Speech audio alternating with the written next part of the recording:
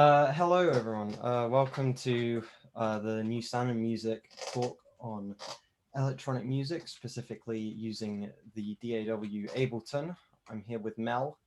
We're going to start off with sort of some beat creation using various drum rhythms in Ableton, various drum machines in Ableton, and then afterwards I'm going to hand over to Mel, and she's going to work on a bass for the piece that we're going to make over this track. After that, we'll have a Q&A, which you can use the Q&A function at the bottom of your screen for. And there is also a CC button right next to that for a live transcription if you need that. That's going to be subtitles. So yeah, I'll hand over to Mel now. Thank you, Haydar. Yes, hi everyone. My name is Mel Uye-Parker, as you can probably see here. I'm a musician and educator based in London. Yeah, so what we're going to do today is we're going to explore Ableton Live. So I'll show you how to create a project in Ableton Live. It's going to be recorded. So if you can't follow it as we go, which I don't actually expect you to follow it 100%, you can then go onto the Sound and Music website and then just watch it at your own pace, pause it when you need to. But we'll look at how to create a drum beat, which Haydar's going to do for us. And then we'll also look at how to make some bass line. And if we've got time, some melodic sounds and a bit of effects. So that was one of the outcomes. And another outcome is to collaborate, to learn how we can collaborate. And that's one of the great things about working with computers. You can work with musicians and producers all over the world. And hopefully, if the internet allows us, we'll show you today how easy that is. So Haydar's going to show you how to create a drum beat. He's going to go through all of the processes as clearly as he can, but keep your eyes peeled. And then he's going to drop that drum beat into, it sounds very technical, into a Google Drive, and I'm going to retrieve that beat and then make something else over the top. So I'll stop talking and hand over to Haydar. All right, thank you. I'm going to start with sharing my screen, and hopefully the audio will work out without the Wi-Fi stopping. There we go. Okay, let's test. Yes, okay, we'll start with the drum machines. Just want to make sure you can all hear this. Cool. So Ableton has a collection of drum machines, as you can see. You have a various sort of selection of sounds, which will just be little bits of audio that you can take in. You've got instruments for synths, and then you've got this other section in between called drums. Here you have a lot of drum machines, and to start off with, it's mainly kind of choosing the right one. Got a lot of different rhythms, and I actually quite like that last one, so we're going to work with that for a bit. And right, so now we have the drums, and oh, that's not a good start. The samples are offline, that's not good. What if we try a different one? There we go. Okay, that one's working. Okay.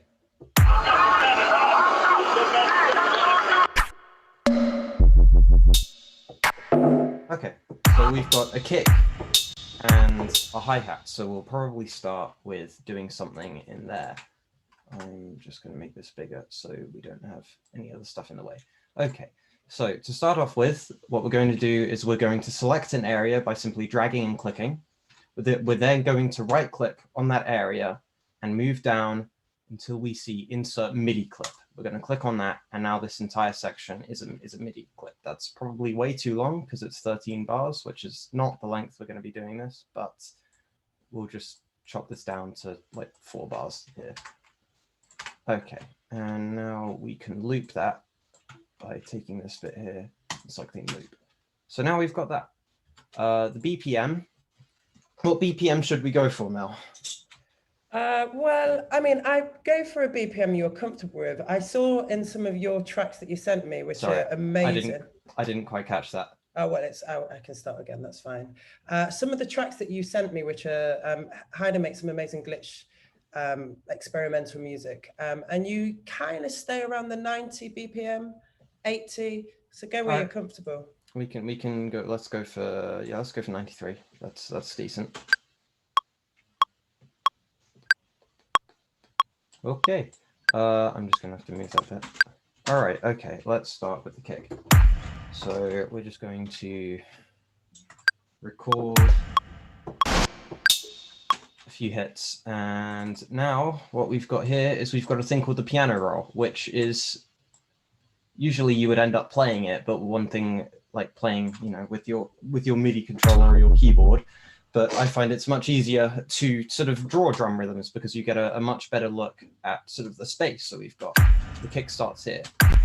So let's try. Right, yeah. Let's just work with something.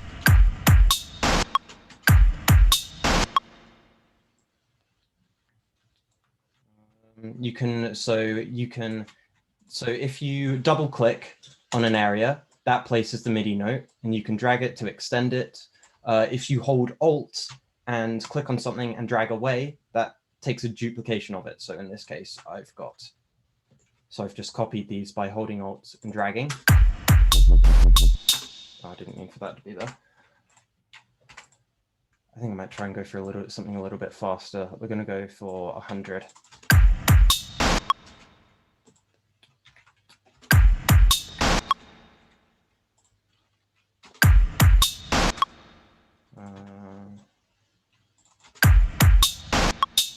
Okay, that was way out.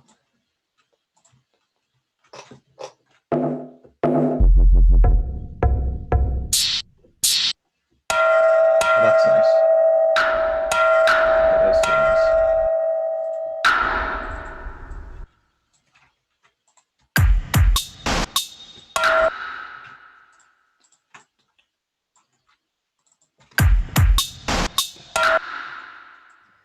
So this is just like a trial and error.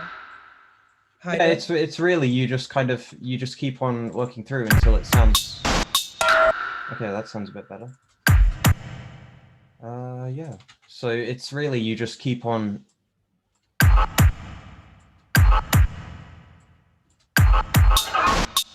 It's really you just keep on moving things until you think they're in the right place. And which would you say is the most important element here? Really just, I guess, variation. That's sort of the main thing for me. Just making sure you have sort of a combination of different ideas that you can just kind of throw together. It doesn't really matter if they're particularly coherent or anything, just so long as it's interesting to you, really.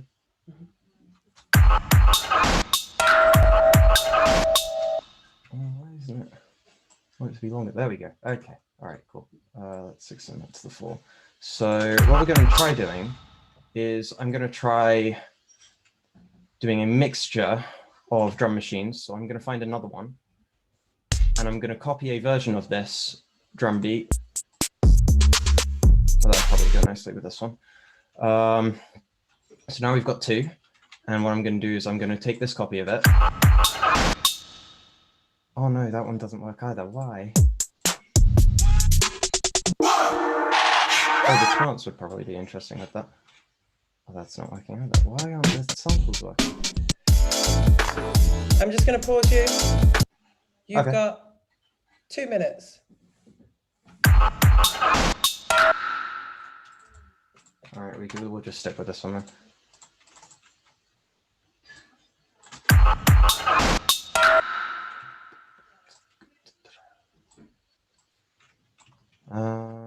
Let's do a copy of this and paste it there. Against the clock all the way. Yeah.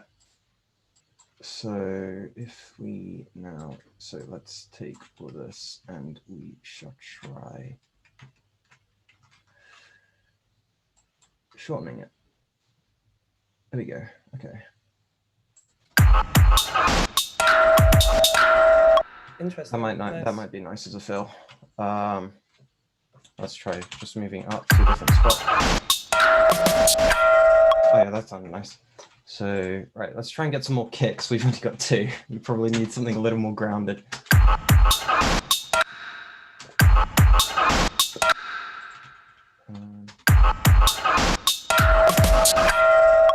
Okay, it's quite shuffly. And what if we were to try and just copy this? Yeah, there's way too much going on there. Let's not do that. Right, let's try and have like a sort of a brief kind of some sort of hi-hat that can kind of just go through.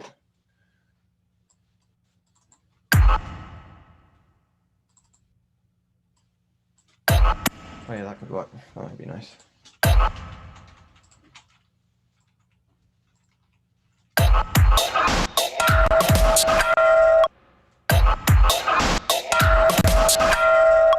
All right. So now if we just copy this and make it loop.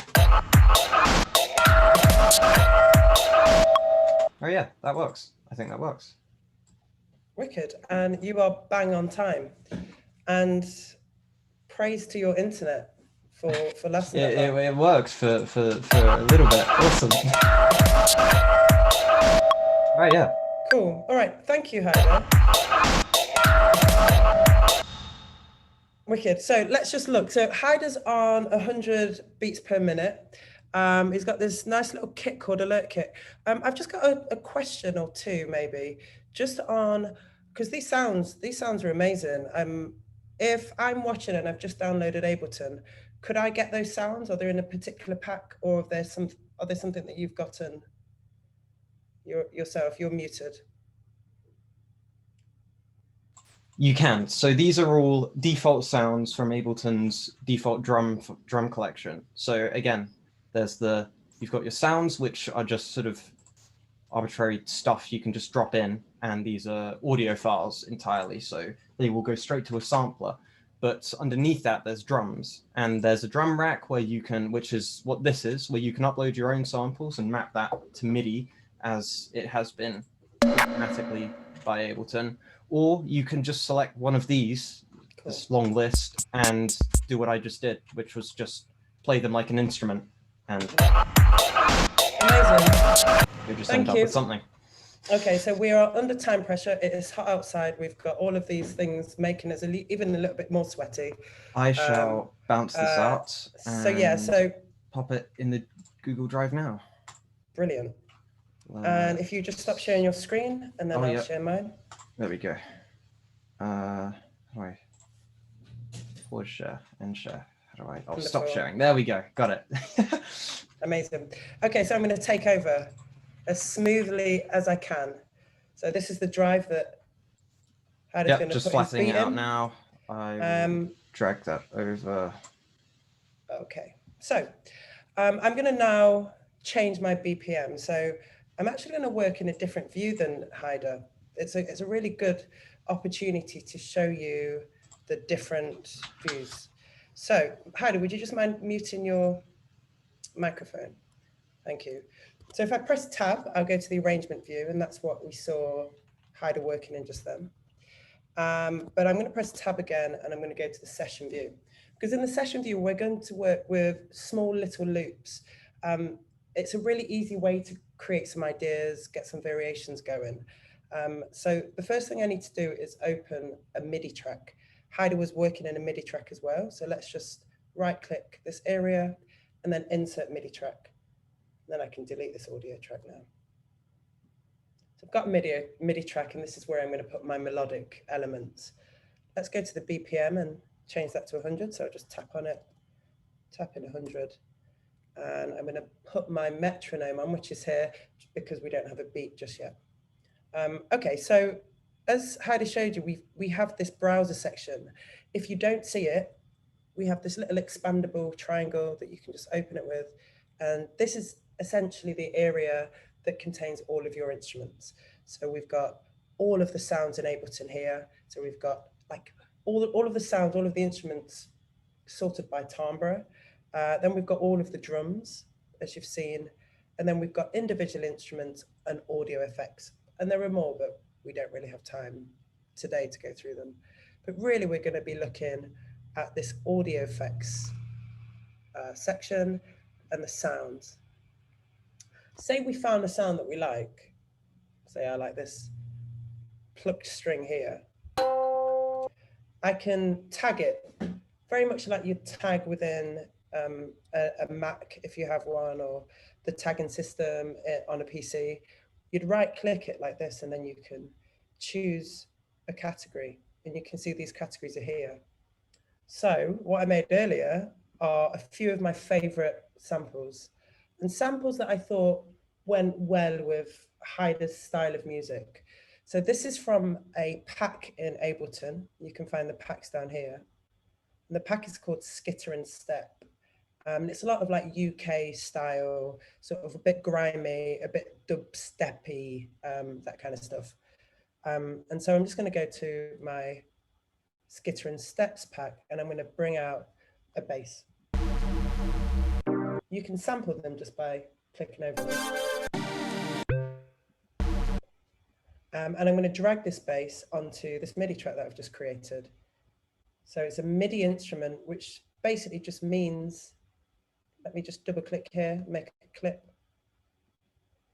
It means that we can start to put in some data that could tell our instrument, which is this respace, what pitch we're playing at, how long it should be, also the speed, also how loud it should be, all of this data, a bit like a musical score. So a musical score has all of the data to tell the musicians what to play, but the musical score itself doesn't make any sound. If I delete that instrument and press play, we've got some information coming in, but it's just the score. So I could double click and have all of this information, which is the rhythm and the pitch and the duration of the notes. But until we get that respace on, we can't hear anything. So let's just delete everything. To do that, it's quite intuitive. I would just lasso it, just like you'd highlight some text, and then press backspace, and they're all gone. So I'm going to bring my respace back on. So drag it on like that. And then if I press this little headphone button, it's like a preview button, I can start to preview the sound. I'm going to turn it down here. That's just a little volume fader. Nice. So because it's a bass, I'm going to go to the bass of my piano roll. See if we can go one more. Lovely. And so I'm going to work in C. I'm going to make a note like so, right? So you saw that I just put that in, and then I could loop it out, and it was quite intuitive, as I say. So I'm going to press space bar to play it.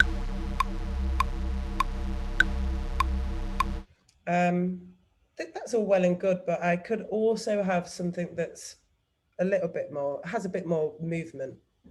So I'm going to change the length. I'm going to change the length of this loop here. So you can see here, just to the left, we've got length, and at the moment it's at 1 bar. So let's put that to 4 bars. Down arrow, we'll just put it to 4. And so then I've got my first note. So a nice little trick that we can do, especially if you're not really that familiar with scales, is we can press the scale function. This is a feature of Live 11. So the scale function, what you can see is it makes everything a different color. I had it on before, I always have it on. And so I press scale there, I choose my root note. So I said that we're in C, so we'll stay in C. And then I can change it to any one of these scales or modes. And you can, it's a really interesting way to, well, it's a really quick way to use some interesting scales. So I'm not going to be very interesting today. I'm just going to pick a C minor. And then you can see anywhere where it's this lilac color, that will be in key, and all of the gray colors are out of the key. So we can still use some of those sort of chromatic notes. So I'm just going to start putting, I can use my arrow keys, a little melody. Let's put this little bass line. We'll play it with our click.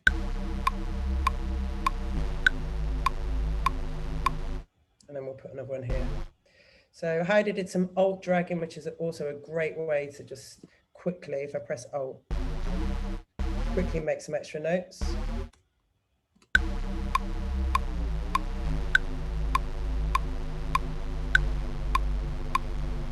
So really quickly, we can just put some MIDI in like this. I'm going to lasso it again, just as we did. And press the shift arrow. This is a nifty little shortcut. And then press up. And it's going to put it all up an octave.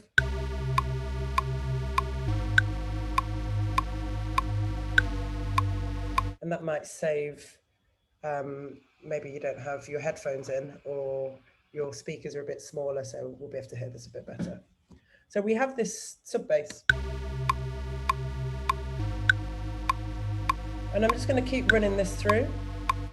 We're going to have some variations in a bit, but then I want to add to this. So if I right click again, just in that space, and I can insert a new MIDI track.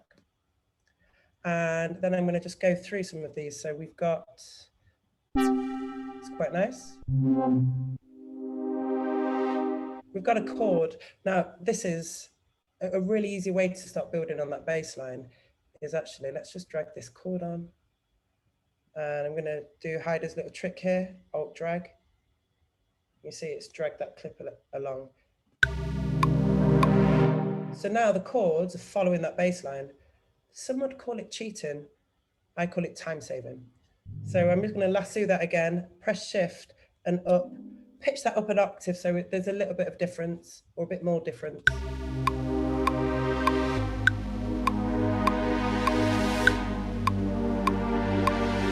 This is a nice lively chord. It's got all of this movement. So I could probably listen to that loop for about a minute without getting too bored. So you want to find as much interest in that loop as possible because we're going to actually extend this, not in this session, but maybe to 6 minutes. So it needs to be interesting, you know, in just 4 bars. To me, this is getting there. Sometimes you get a sample like this or an instrument that's already a chord. So it already has more than one note. And we can hear that because the texture's a bit thicker. It's got this sort of minor quality. So, you know, I quite like that. And I'm just going to leave that. We can have a variation here. So if I Alt drag this down, you'll see a lot of my tricks are the same. I'll lasso this and maybe let's do an octave up. So this could be a change between sections. It could keep a song interesting.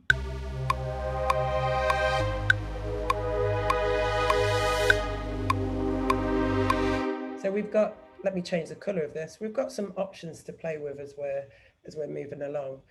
And this is the amazing thing about Session View, because we've got a loop that will just play around and around. So we don't have to worry too much about the arrangement of the whole piece. We can just start to come up with some ideas in this view. So I've got this deep chord that I like, and I'm going to add something else. I'm going to add some melody. Let's add a MIDI track. And then, so this is good, ice fishing. So I just want something just like a pluck, which is great. I'm going to put this on. And I think actually I'm going to go into, let's go into the Haydar beatbox, pray that there's something in there. Oh, yes. So I'm going to download this and see what we've got from Haydar. Sometimes Zoom, oh, that's great. I was going to say sometimes Zoom makes everything slow, but not so much. One thing I was going to say, Mel, you were talking about variation on the synths. Another thing that might be quite interesting was sidechain, which could be very much useful with the rhythm. Sidechain would be great. It's quite an advanced technique, but you know what we'll do. If you use gate, it can be really simple. Yes. But I think we might show it at the end, but I think, okay. Yeah, we'll show it as this is what you can do. But if someone's following along, sidechain, simple to you, you're a musical genius, but like sidechain is like a little bit of a mind blower, a production genius, should I say. So what I'm going to do is go back into this, and I actually, it's because you bounce it out as an audio track, I need to open an audio track here. So let's just do this again. And you see, as I drag this in from my downloads, you can see that's Haydar's beat, which is great. All right, so I'm just going to loop a section of it and see if we can use anything here. I take that metronome off.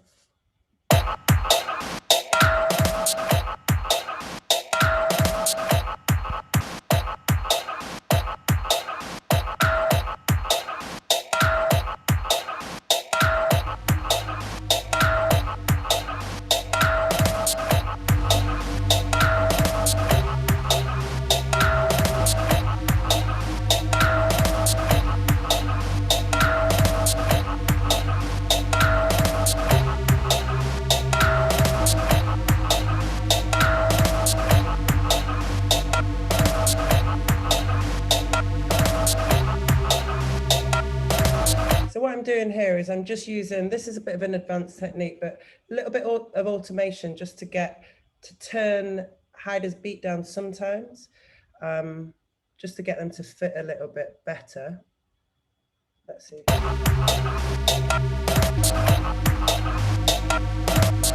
I love that skip that you've got there, Haydar. Just gives it like a bit of a lazy feel at the end.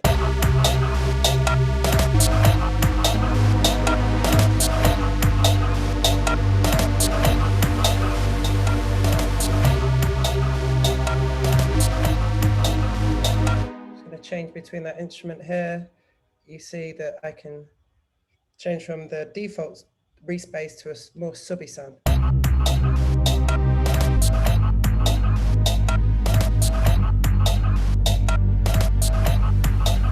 this is all going really nicely together. So what I'm going to do is go back to my melody and then just try and find a melody that works along with Haydar's kick, or Haydar's kit actually.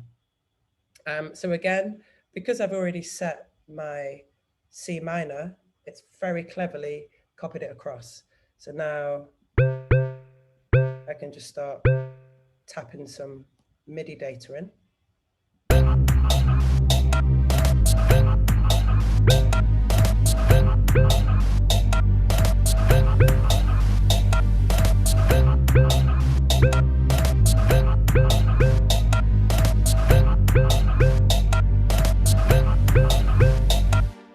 So let's just do this triplety feel across.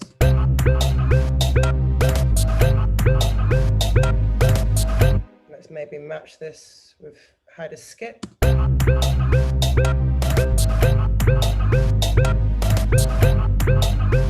Okay, so I've got some parts that I can start doing something tasty with. I've got all of my ingredients. It's time to cook the dish. So what we're going to do is we're going to try and find something that's a little bit interesting, something that's, you know, something that takes, not Haydar's, but takes this preset, because this is just the preset that comes with Ableton. And you all could have the same preset. So you all could have the same sound. And while that's, in one way, it's exciting, it's also, I'd just be gutted if I heard someone else's song and it was exactly the same as mine. So we want to add our own sonic signature. We want to add our own style, our own stamp. So the way I like to do this is with audio effects. So if we go over to the browser, let's expand this. And I'm going to scroll down to audio effects.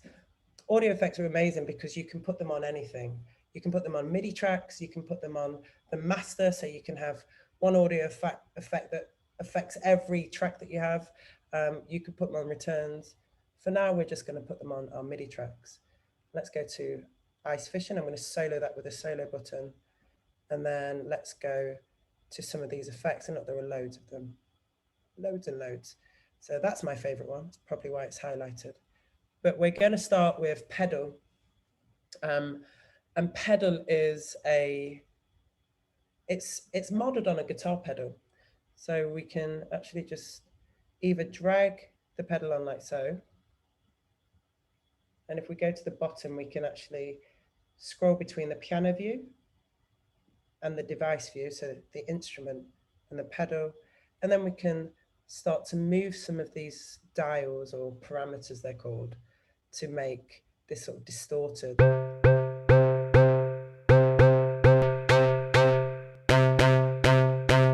Which just makes it sound really gnarly, really aggressive.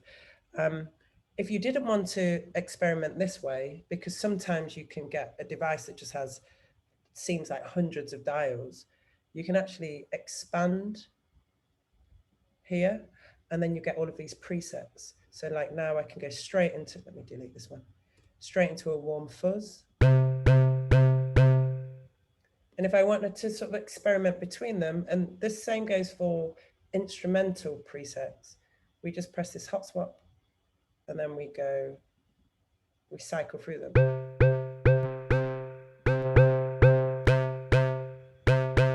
So far, that's my favorite. Let's try a couple more.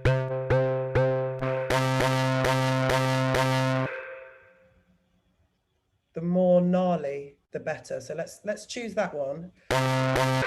But it's completely obliterating my sound. So, you know, there's experimentation, then there's also annihilation, which I don't want. So I'm going to take the dry wet and I'm going to bring it down. And this is just the percentage of the effect. So 0 would be 0% dry, 0% effect, sorry. 50 would be a bit of both. But because it's such a big effect, we could probably dial it down even more.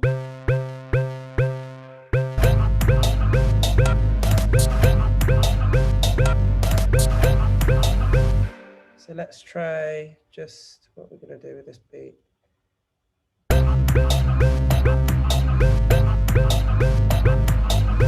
So we'll make some variations with Haydar and maybe have that skippy bit a bit later as a bit of a fill. So we've got this bit here. Okay, we're going to ignore this. Go back. So we've got our gnarly guitar.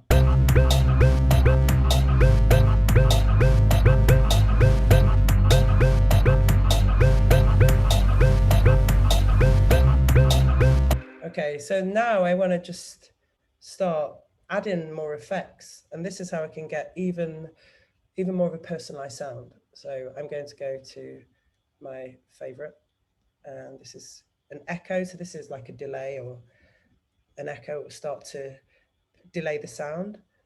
There's no better way to show you than to play it.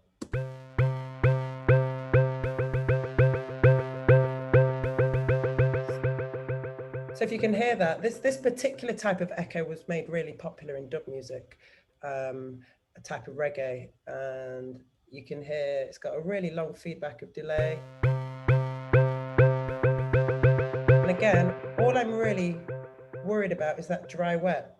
Most effects will have it, and then this is just how long the delay's for.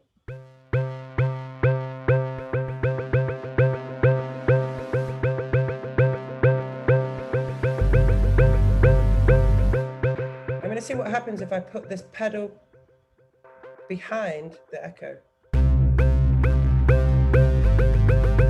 Makes it much more distorted.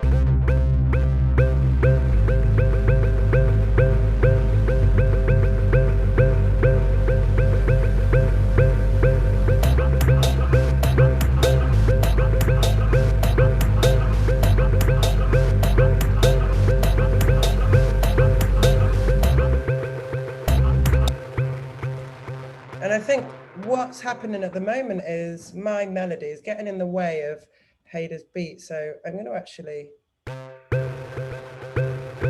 highlight them, just press 0 to momentarily mute them, and actually just experiment with just one of them, because we've got all of this delay.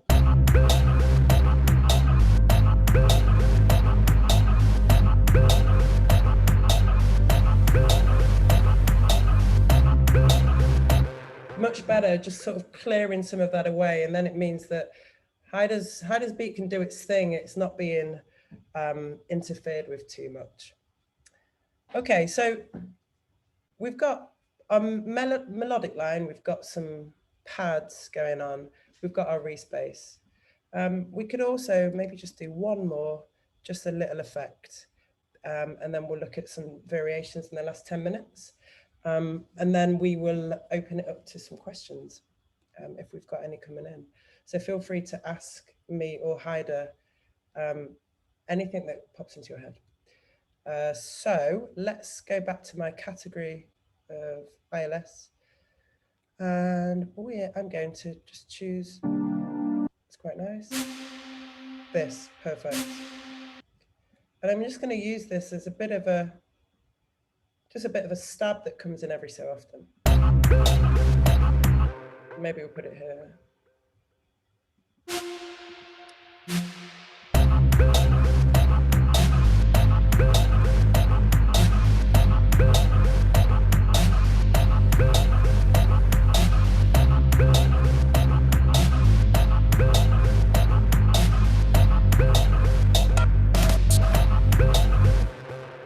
Yeah, really nice.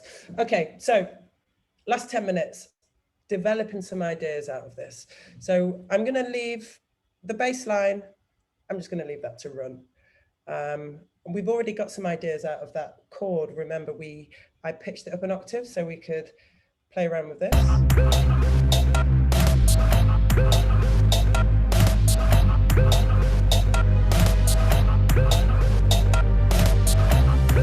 So we've got these two. So let's create some really simple melodies or simple variations out of this ice fishing. So I'm going to right click and then duplicate and then pop into this section. And I'm just gonna press 0 just to unmute that and do my little octave trick, shifting it up. So, and then change the color so we know something spicy is happening, and then we can see what's happening. So these little subtle changes, if you have enough of them, can really bring your music alive.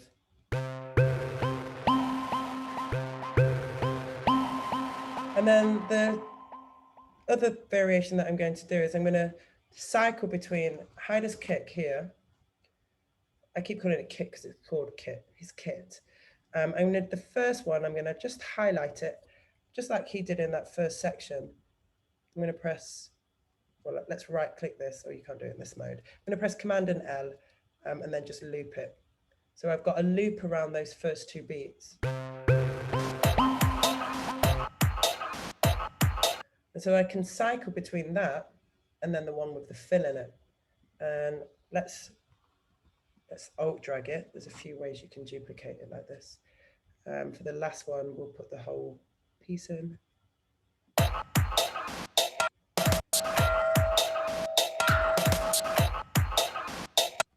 And just for a laugh, let's see what he's got here. Let's take this little reverb tail, or whatever that may be. It's nice. This can be like an introduction. Thinking maybe you could have something that happens in a lot of tracks is there'll be sort of like a break in the beat where there's like a little bit of silence, and maybe you could use that as the silence. Yeah, totally. So we're not going to actually arrange this now, but yeah, we can kind of just like play along and show how we could do that. That's a great idea. So let's if I press stop here, this is going to stop all of my clips. And we can start building the song up. So you can imagine this is the beginning of our track. So I'm going to start with some nice chords.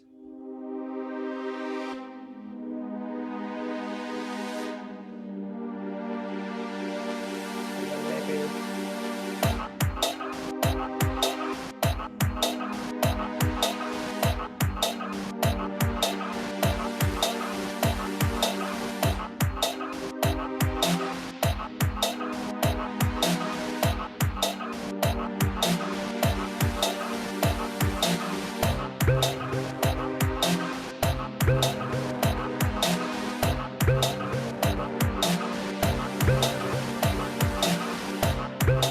we're going to play maybe this break of Haydar's, and then back in with everything else. So we can keep, and on it goes. So we can keep using that. We can use this as, a little signal to show our break. And of course we can add all of these effects all the time to make things even more unique to yourself. So even on this bass, on this respace, let's play this here. That already sounds really tasty. But if I added some, I'm a woman of habit. So look here, I'm just going to use the pedal again because it's really good. But just the pedal on this could give it some.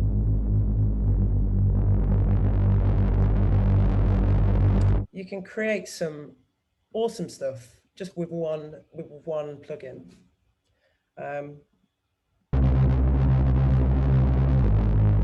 Maybe I'll tone it down a little bit.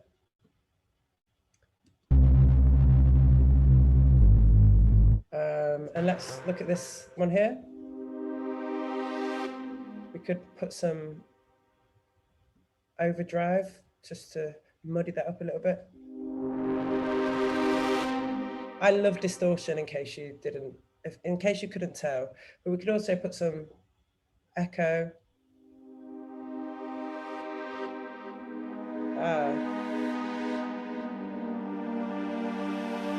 Some reverb.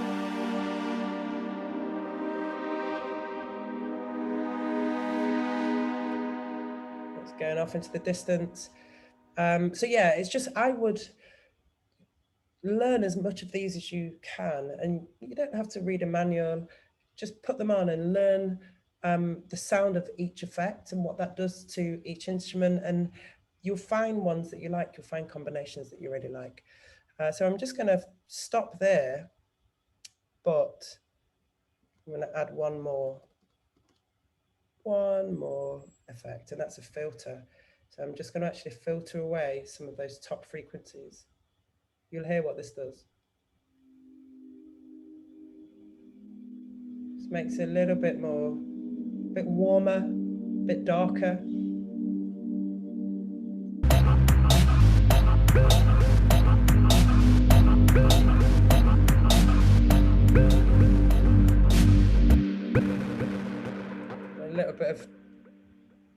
A little bit of distortion to see us out.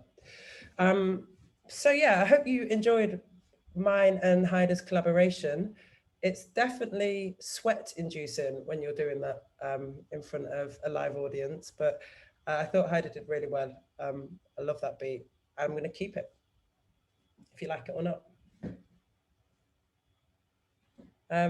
So let's just switch this down, and I'm going to pass back over to Haydar to take any questions. If there are some questions, we can also, if there aren't any, we could also maybe look at Haydar's little sidechain trick as well. If it's okay to step in, I have a quick question. Hi everyone, I'm Aisha, education coordinator, sound and music, here to listen in and step in with the questions. If you have any, I'll be helping with the fielding.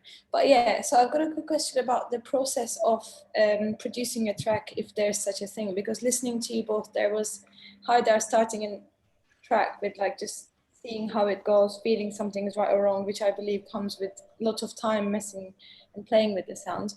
And then Mel was talking about cooking the dish, and then arranging came after. And I wondered if you could break down, or if there was such a thing that you can break down this production process, or does it ever happen to you that you might have an idea for the arrangement bit or have a bit for the start, but you don't know how to finish it? So it was more of a question about if that's clear. Like, it would be great to hear from both point of views about that process. Cool, yeah. So yeah, I often will have, and this is why I work in session view, because you've got these, you're not committed to the final piece, and that used to make me a bit nervous, and sometimes I'd stop being as creative because I'd be only worried about the arrangement rather than the small chunks of ideas. Generally, I will start with a seed of an idea and see where that takes me. So for instance, I would have never have created what I created if Haydar hadn't started his beat. Sometimes, and it sounds a bit woo-woo, but like sometimes like the music really tells you where it wants to go. So you kind of follow this train, and some of that's experience, but also it's just about trusting your ears and taking the time to make sure it's right and make sure you're happy with it. And I think you can do that straight away. I really loved Haydar's process of just stopping, starting, and like he worked quite linear, in a linear way. And he was really just trusting what he liked, and that gives different results than maybe over planning it before you get into Ableton or whatever DAW you're using. That's really helpful and ties really nicely into the question in the Q&A function. So what laptops and equipment would you recommend for people starting out, I guess? From every... Yeah, so whatever you can get your hands on.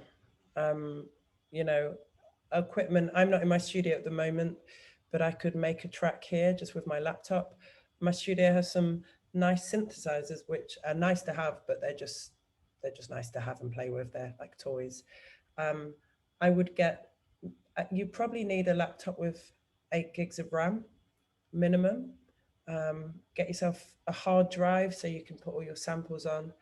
Ableton do some really cheap intro versions. But yeah, I think don't get too caught up on the things you need. Just a pair of headphones, a laptop that's reasonably fast. You don't want it to be breaking down, and a DAW, and you can create wonderful things. What would you add to that, Haydar?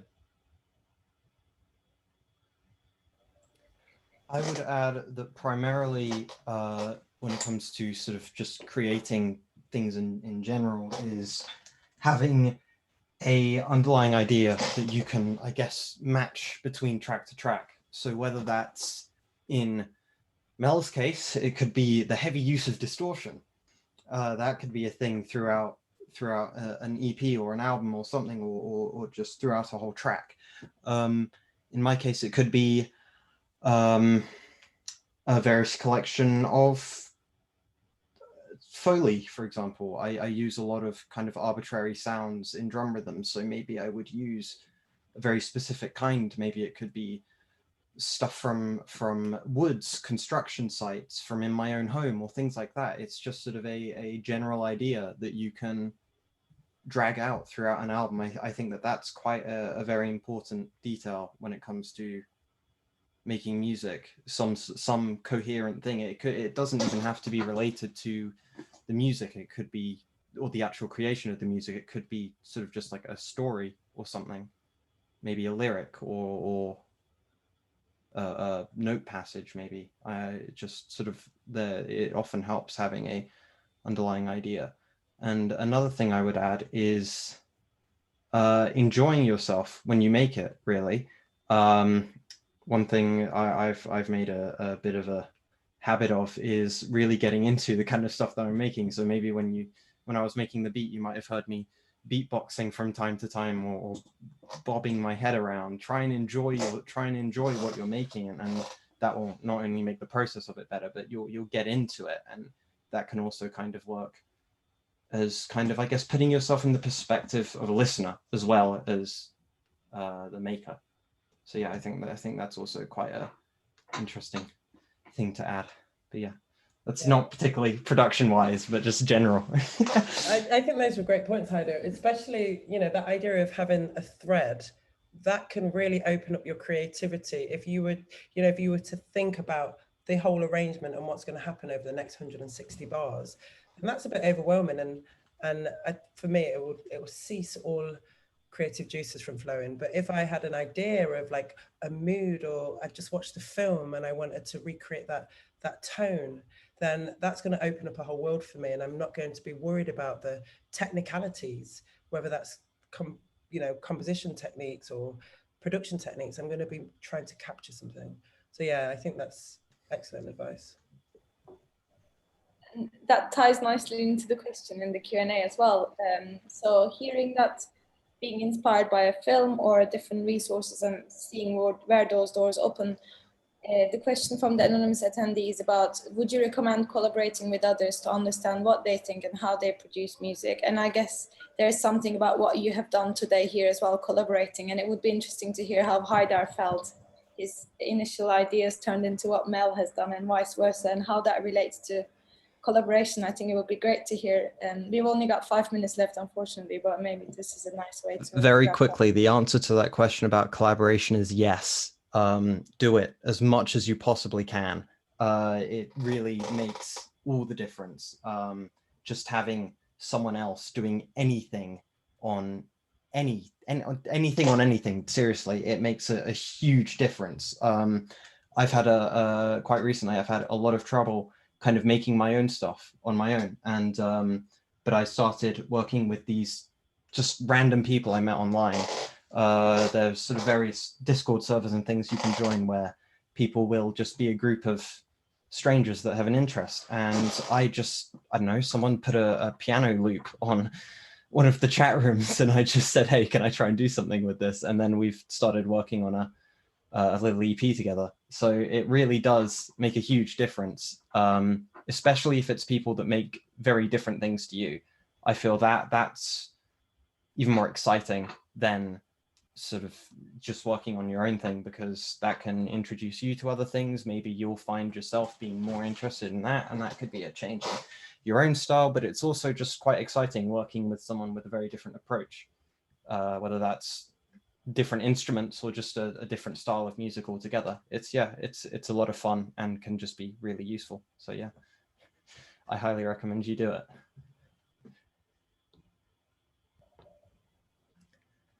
Cool.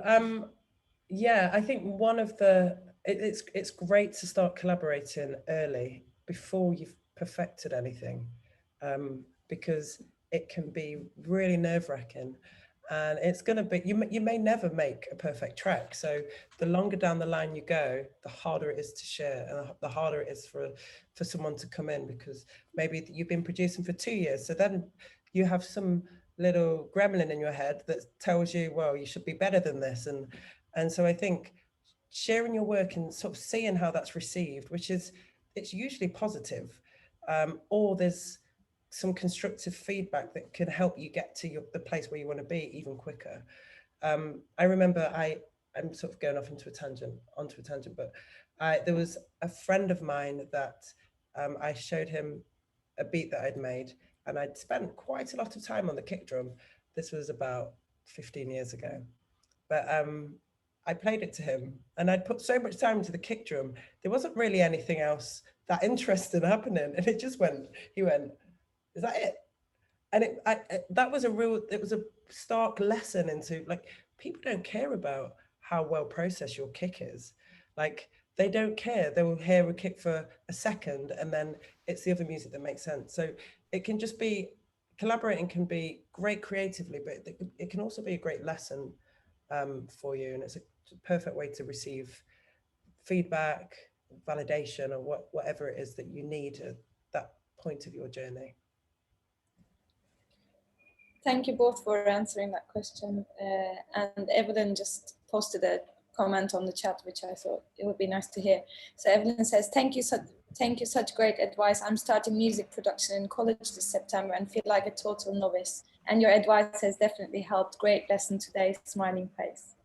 Oh, it's such an exciting position to be in when you're a novice as well. Just experiment and record all of those experimentations, because then at some point you're going to know how to do it, and maybe you wouldn't have made that sound with the knowledge you have. So just, everything that you make is music and could be used in some form. So yeah, really exciting time. Good luck, Evelyn, next year.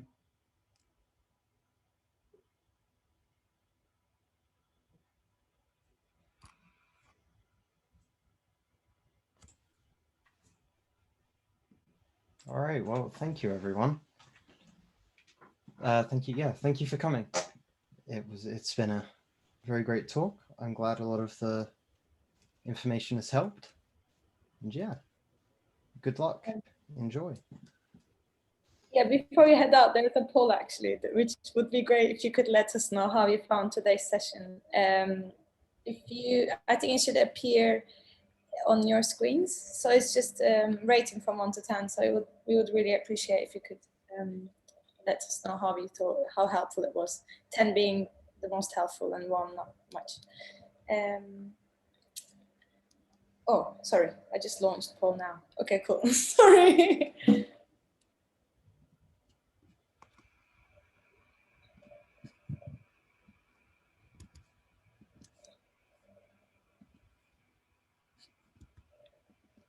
Okay.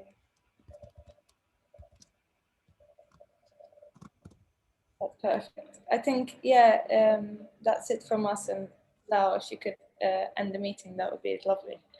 Thanks, everyone.